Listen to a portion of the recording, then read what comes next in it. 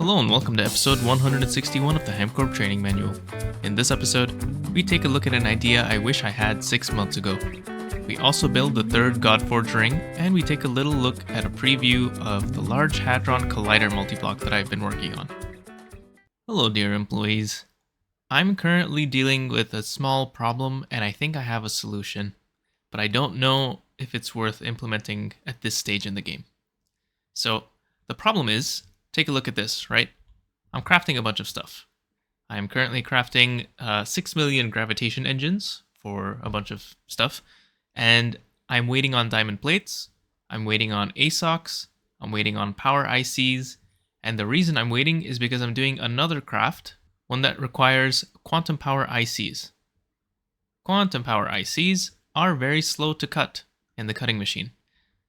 And because of the way I've set up my hatches, all the other cutting recipes that I'm waiting on are just stuck. They can't do anything. They have to wait until these cutting machines are done with the quantum power ICs. Unless I go to the back, empty the crib buffer, cancel the other craft, and it's a whole hassle.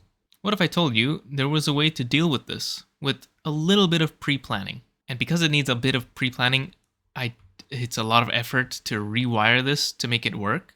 But I want to show you the idea because I think it's really cool. So here I am in my test world. I have two setups here. The left is currently how I have it set up, and the right is how I want to set it up. So let's go over the left first, just so we're all on the same page. These can be any machine. I just built bending machines because, I don't know, those are just the first ones I thought of.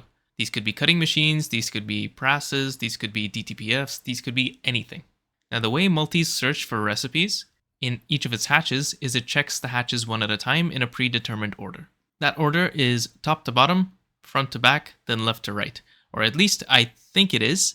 I've recently been told that that's not accurate, and it's actually left to right, top to bottom, front to back. And I haven't bothered to verify it, but it's one of those. It doesn't matter for the sake of this explanation. All that matters is you know what that order is, which you can figure out with a little bit of testing, which I should probably do. But the point is, the hatches are checked in a specific order. For recipes that are split across hatches, I don't know how this is going to work. I don't know if it can, so this is sort of only going to apply to recipes that can all fit in one hatch. Or for like the cutting machine where you're just stocking a single fluid and then everything else goes into a hatch. Or if you have cribs or crib buffers, that's also fine. This is what I think is probably the most common way that people set up their P2Ps. These are interfaced P2Ps here. So this is the input. This is one of the outputs. This is the other output. All the ones on red are linked together. All the ones on green are linked together. And all the ones on blue are linked together. If you were using crib buses or crib buffers and proxies, basically this would be a buffer. This would be a buffer. This would be a buffer. And then these 6 would be proxies. And then the red buffer would be tied to this red proxy and this red proxy. It doesn't matter which setup you use.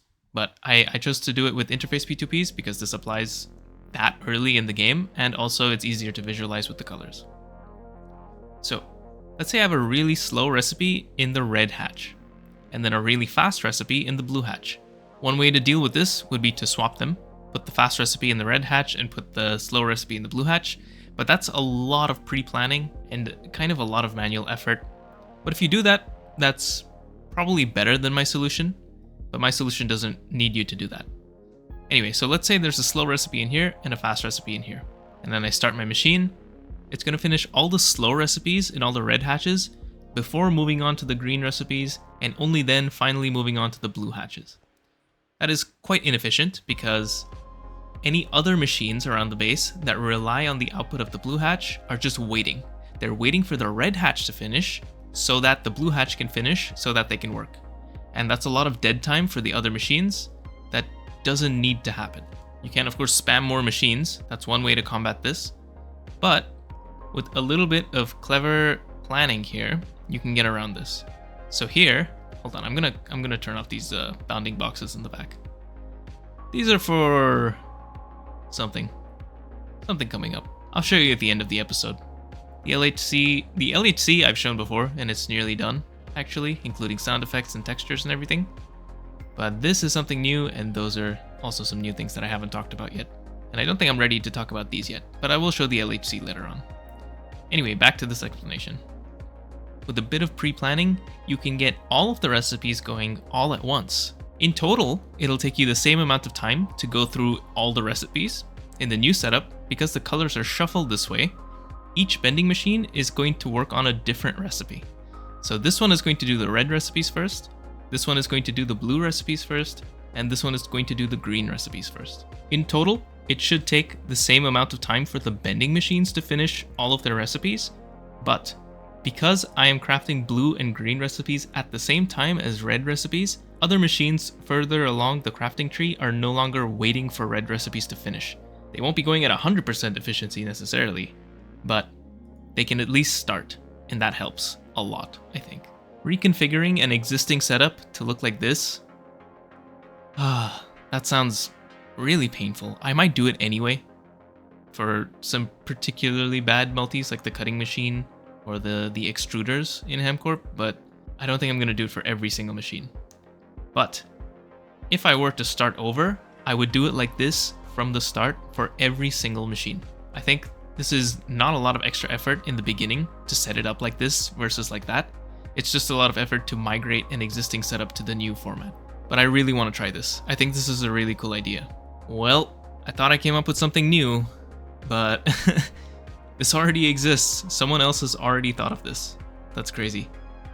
It's too late. It's too late in humanity to have a original thought. In the big 2025, everything's been thunk already. There's nothing to think anymore.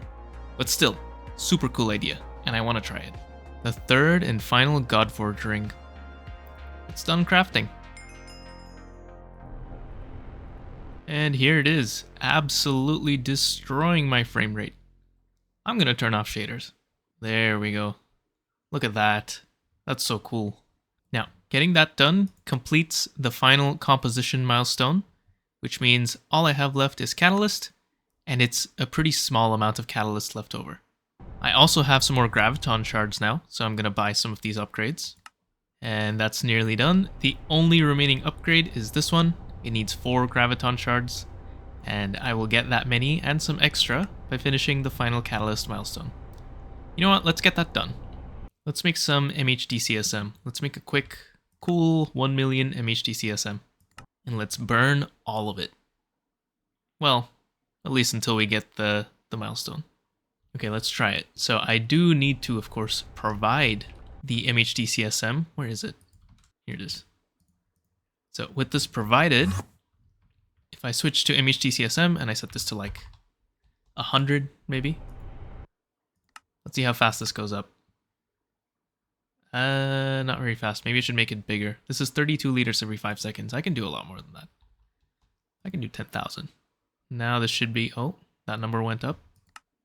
That number went up again. This should be done pretty quick. I think I'm going to make it another 10 times larger.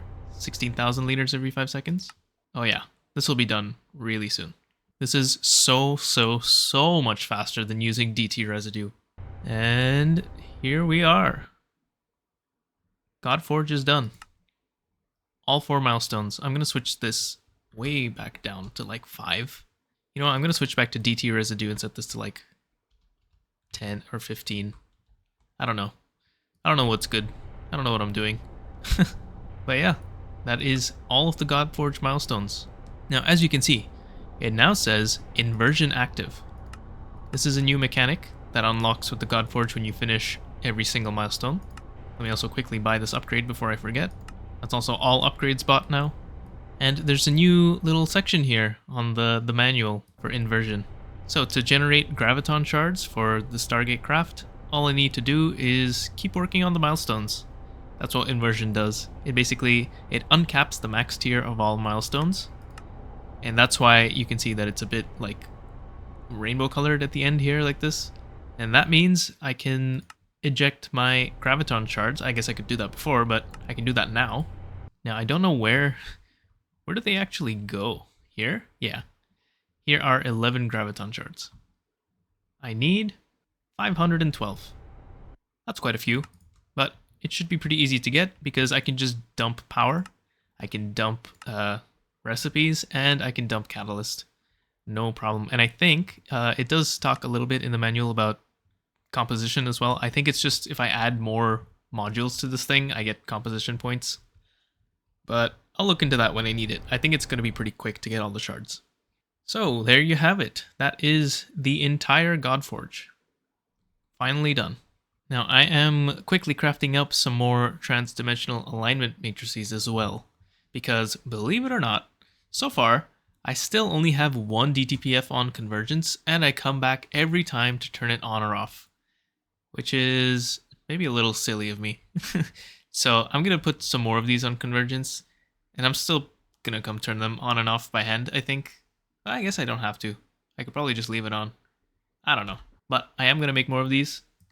And then I'm going to quickly make 11 more astral array fabricators as quickly as, possible. Which is not going to be very quick. And then after that, I think I'm good. I think it's just crafting.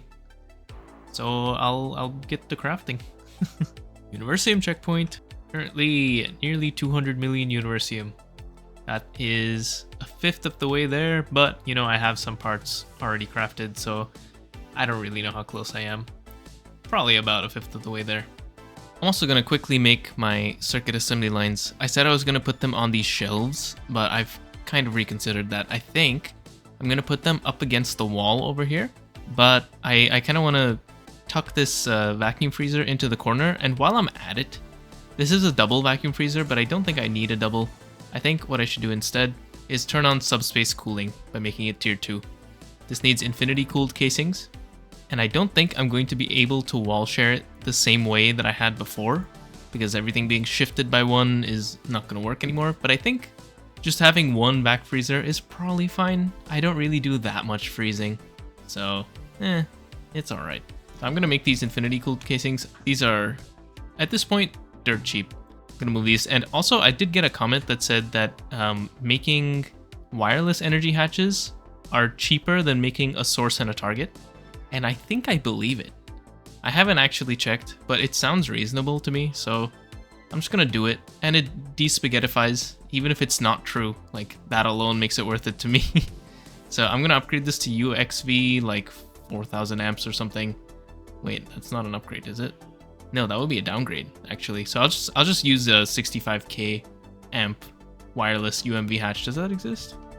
No, it doesn't. Okay, so I do need like a 16,000k wireless UXV hatch. That's fine. I'll do that. I'm gonna shift this over to the corner, and then I'm also gonna place my circuit assembly lines. I'll be right back.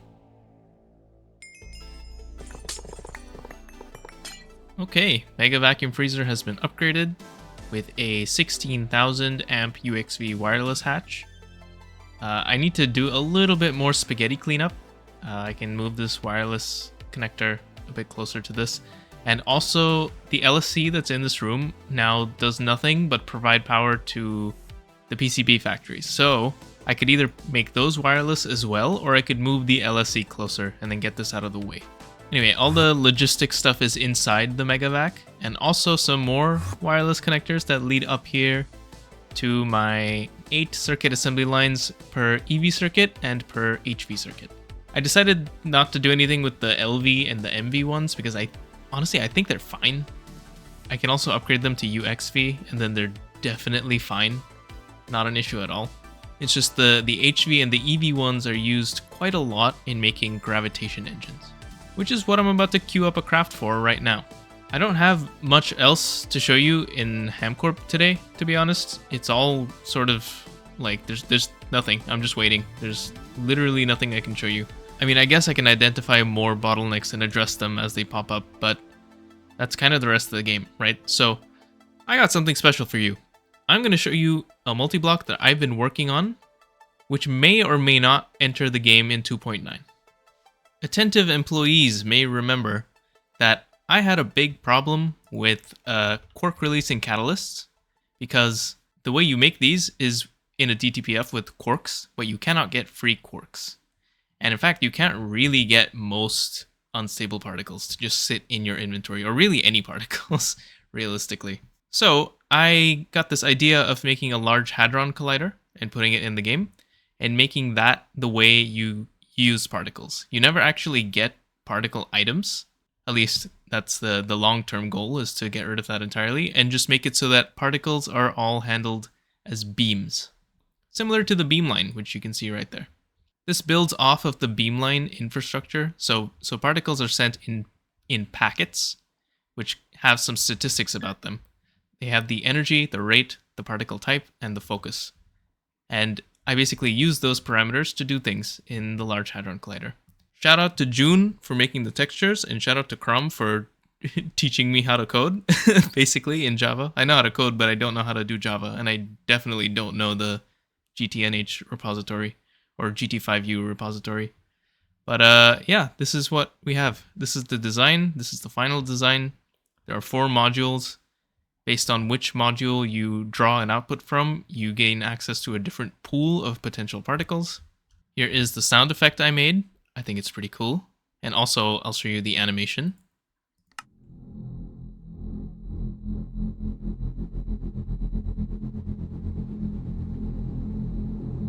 It's pretty cool, right? I think so. I mean, obviously I think so. Otherwise, this wouldn't be what I chose to use. But I'm not going to go too in-depth about the way this thing works. I just wanted to show you this and show that there has been progress made on this. Yeah, it's pretty cool. There are new beamline output hatches that can be filtered. Thank you, Crum, for making these. And yeah, this thing is going to be expensive, and the hope is you will only ever need one. Based on how it works, that should be possible. And the tooltip says currently generates power. That's a bug. It uses power. This is not a power source. This is an extreme power sink, actually. But you'll see. You'll have to wait a little bit more for this to be finalized. No guarantee that this is even going to be in the game. I hope it is. That would be really nice. But yeah, my goal for this is to be a late UV or early UHV multi. That's when you unlock it, and then the 4 different modules are unlocked, like, in the successive tiers. It's pretty cool. I said that a lot, but it's true, I think so. Definitely not biased, by the way. Here's the tooltip if you want to read. Thank you for watching this episode of the HamCorp Training Manual. In the next episode, I don't know. We can both find out together, I guess. HamCorp would like to hear feedback from employees about the Large Hadron Collider. Does it look good? Does it sound good? Is it easy to understand? Let me know. See you next time.